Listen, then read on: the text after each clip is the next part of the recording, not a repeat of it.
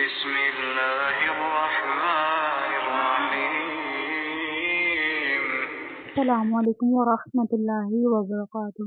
امید ہے آپ سب ایمان اور صحت کے بہترین حالتوں میں ہوں گے۔ اللہ تعالیٰ آپ کی طرف بڑھنے والے ہر شر کو خیر میں بدل دیں اور آپ کو اور مجھے اپنے والدین کا بہترین صدقہ جاریہ بننے کی توفیق عطا فرمائیں، آمین ثم آمین۔ اچھا فرینڈز، آج سے ہم لوگوں نے اپنا تجوید کا کورس جس کا لیسن نمبر 4 آج ہم لوگوں نے اسٹارٹ کرنا ہے، ٹھیک ہے۔ سب سے پہلے ہم لوگوں نے پچھلے لیکچر کے اندر حروف مفردات سمجھے تھے کہ وہ کیا ہوتے ہیں، اور مخارج کا ہم نے سیکھا تھا کہ مخارج کسے کہتے ہیں، ٹھیک ہے۔ آج ہم لوگ سیکھیں گے، پچھلے لیسن کے اندر ہم نے الف سے لے کر تا تک سیکھا تھا کہ یہ ان حروف کا شمار کون سے حروف میں ہوتا ہے اور یہ ادا کہاں سے ہوتے ہیں، یعنی کہ ان کے مخرج کیا ہیں۔ آج ہم لوگ پڑھیں گے جیم، ح، خا۔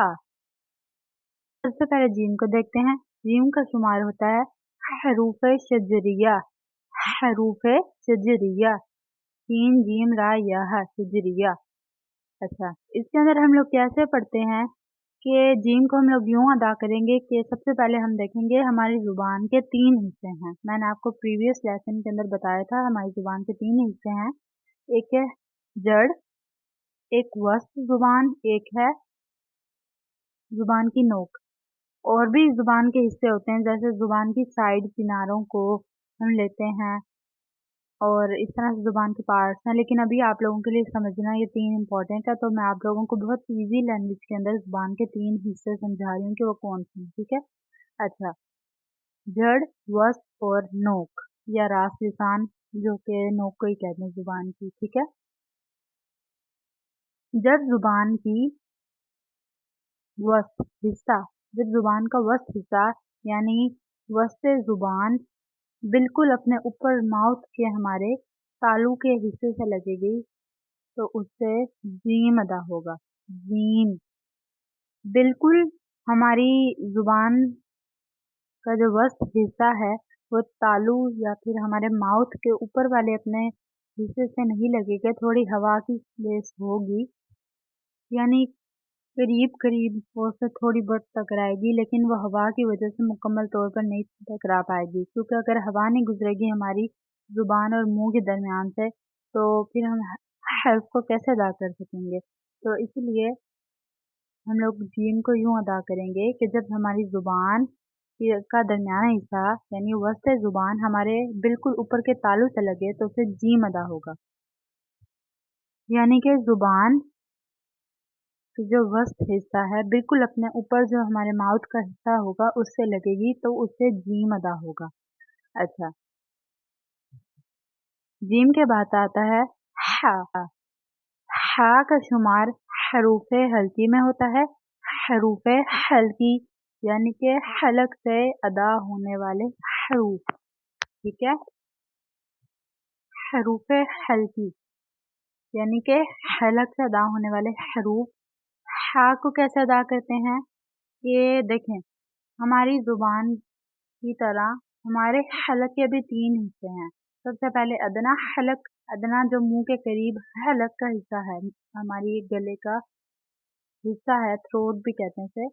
حلق کا جو حصہ ہے وہ ادنا حلق ہے، یعنی وہ منہ کے قریب ہے تو وہ ادنا ہے، ٹھیک ہے۔ ادنا حلق سے تھوڑا نیچے جائیں گے تو وہ آئے گا وسط حلق، یعنی حلق کا درمیانہ حصہ، اور اس سے نیچے سینے کی طرف اگر ہم آئیں گے تو وہ ہوگا اقصی حلق۔ اقصی حلق، اقصی کہتے ہیں دور کو، اقصی حلق اس لیے کہتے ہیں اسے کیونکہ یہ منہ سے دور ہے تو اس لیے اسے اقصی حلق کہتے ہیں، سینے کی جانب حلق کا حصہ ہے، ٹھیک ہے۔ اب جو حلق کا درمیانہ حصہ ہے وسط حلق، اس سے ہوتا ہے، اس سے 2 حروف ادا ہوتے ہیں، عین اور ح، عین اور ح۔ ح کو ہم کیسے ادا کریں گے، بیسیکلی تو ہم سمپلی یہی کہہ سکتے ہیں کہ ح کو وسط حلق سے ادا کرتے ہیں، لیکن اس کو ٹرک ادا کرنے کی یہ ہے کہ جب ہم لوگ یوں فیل کریں کہ جلدی میں ہم بھاگ رہے ہوں اور اچانک سے پھر ہم لوگ رکیں तो अचानक से हमें जल्दी जल्दी सांस आती है, तो हम ऐसी सूरत में हमारी बिल्कुल बहुत तेज तेज सांसें चली होती हैं, बिल्कुल हमारी हलक से गुजर के हवा जा रही होती है। और ऐसी इस तरह अगर हम प्रैक्टिस करेंगे तो उससे हमें जल्दी अदा करना आएगा। ठीक है,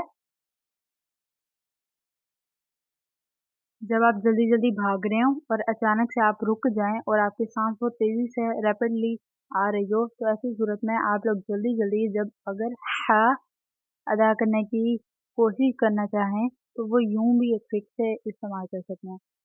इसके लिए आपको भागने की ज़रूरत नहीं है। ठीक है, आप जल्दी जल्दी पूरी सांस लेना शुरू करें तो भी आपको अदा करना आ जाएगा। के बाद आता है खा। को अदना हलक से अदा करते हैं और इसकी और की ट्रिक एक जैसी है। ठीक है,